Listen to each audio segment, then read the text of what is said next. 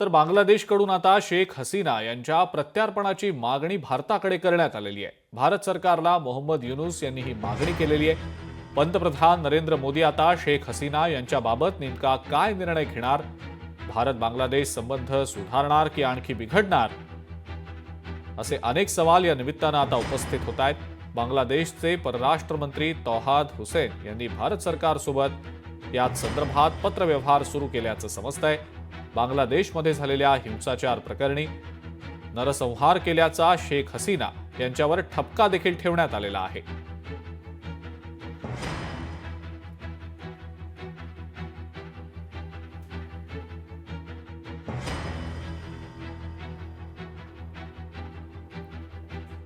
या संदर्भात आपण आता विश्लेषण करणार आहोत, प्रतिक्रिया जाणून घेणार आहोत। निवृत्त ब्रिगेडियर हेमंत महाजन सर आहेत आपल्या सोबत सध्या। सर, आपलं स्वागत लोकशाही मराठीमध्ये।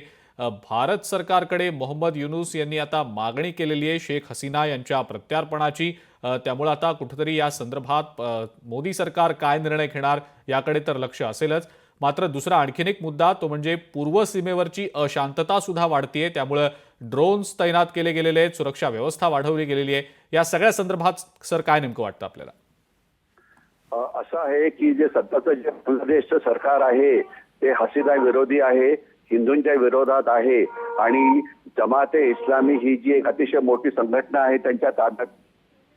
तर अशा परिस्थितीमध्ये हसीनांना आपण अजिबात बांगलादेशमध्ये पाठवायला नको आणि याकरता आपल्याला जुने संदर्भ पण अवेलेबल आहेत। आपल्याला आठवत असेल की 1975 साली जे पहिले पंतप्रधान होते मुजीबुर रहमान बांगलादेशचे, त्यांची हत्या झाली आणि त्यानंतर हसीना आणि त्यांची पूर्ण फॅमिली ही भारतामध्ये अनेक वर्ष राजकीय शरण घेऊन इथे राहिलेली आहे आणि नंतर ऑलमोस्ट मला वाटतं 10 वर्षांनंतर ज्यावेळेस बांगलादेशमधली परिस्थिती नॉर्मल झाली त्यावेळेला ही फॅमिली पुन्हा बांगलादेशमध्ये गेली होती।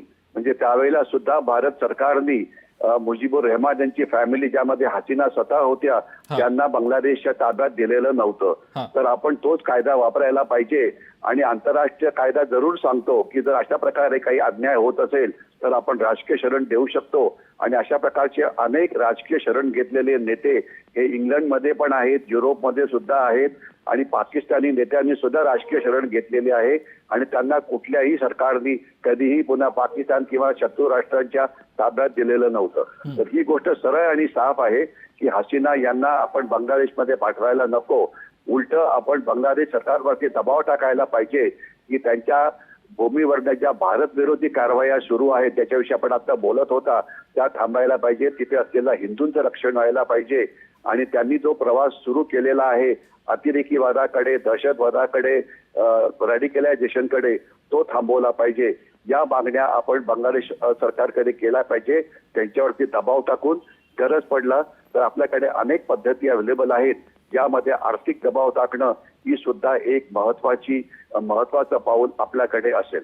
महाजन सर, मात्र एकीकडे राजकीय दृष्ट्या आणि एकंदरीतच जर आपण पाहिलं रणनीतीच्या दृष्टिकोनातनं बांगलादेश सोबतचे संबंध सुधारणार बिघडणार काय नेमकं होणार याबद्दलची एकीकडे चर्चा सुरू आहे। तिकडे सीमा भागामध्ये सुद्धा कुठेतरी कारवायांना वेग येताना दिसतोय, ड्रोन्स तैनात केले गेले आहेत, सुरक्षा व्यवस्था वाढवली गेलेली आहे। दोन्ही बाजूंनी कुठेतरी भारत सरकार काळजी घेताना दिसतंय, त्याबद्दल सर नेमकं काय वाटतं?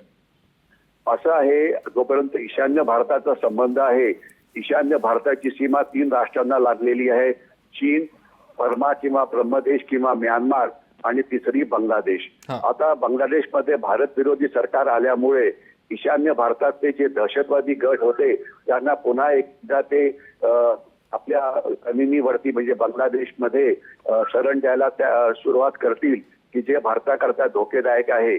आणि जोपर्यंत म्यानमारची सीमेचा प्रश्न आहे त्या सदैव जे दहशतवादी गट आहेत ईशान्य भारतातले, खास तर NSCN-IM किंवा मणिपूरचे गट वगैरे, त्यांचे तिथे बेसेस आहेत आणि त्यांच्या विरोधात आपण कारवाया वनसेला बाहेर करत असतो, परंतु अजून पुष्कळ जास्त कारवायांची गरज आहे। आणि तिसरा मुख्य मुद्दा असा की या सगळ्या परिस्थितीचा फायदा चीन उठवत आहे आणि एवढंच नाही तर इव्हन पाकिस्तान सुद्धा उठवत आहे। आपल्याला कल्पना असेल की गेल्या महिन्याभरामध्ये 2 पाकिस्तानी जहाजं ही बांगलादेशमध्ये पोहोचली होती आणि त्यांच्यात आलेलं सामान जे बांगलादेशच्या चितगाव बंदरामध्ये उतरलं त्यांचं चेकिंग पण झालं नव्हतं. हा. आणि आपल्याला आठवत असेल की अनेक वर्षापूर्वी ईशान्य भारतातल्या गटांना पाकिस्तान शस्त्र पुरवठा वगैरे करायचं. हा. तर थोडक्यात बांगलादेशची सीमा असो, म्यानमारची सीमा, याच्यावरती पूर्णपणे आपल्याला लक्ष ठेवावं लागेल. आणि जर काही घुसखोरी होत असेल, शस्त्र पुरवठा पाठवला जात असेल, दारुगोळा पाठवला जात असेल किंवा ड्रग्ज पाठवले जात असतील, तर त्याच्यावरती लक्ष ठेवून आपल्याला या भारत विरोधी तत्वांच्या विरोधात कारवाई ही नक्कीच करावी लागेल. त्याकरता आपण आपले डोळे आणि कान उघडे ठेवायला पाहिजे. आणि बॉर्डर सिक्युरिटी फोर्स जे बांगलादेशी सीमेचं रक्षण करत आहे, हा. त्यांच्या कामाचा दर्जा वाढवला पाहिजे. आसाम रायफल हे म्यानमारच्या सीमेवरती आहे, त्यांनी सुद्धा चांगलं काम करायला पाहिजे, ज्यामुळे घुसखोर, दहशतवादी, त्यांचे समर्थक, शस्त्र, दारुगोळा आणि नर्कॉटिक सारखे पदार्थ हे भारताच्या सीमेच्या आत येणार नाही आणि ज्यामुळे भारताची जी शांतता आहे ती बिघडणार नाही. ठीक आहे महाजन सर, खूप खूप धन्यवाद. आपण या सगळ्याबद्दल प्रतिक्रिया दिलीत आणि विश्लेषण केलं त्याबद्दल. लोकशाही मराठी ऐका, पहा, जागरूक रहा.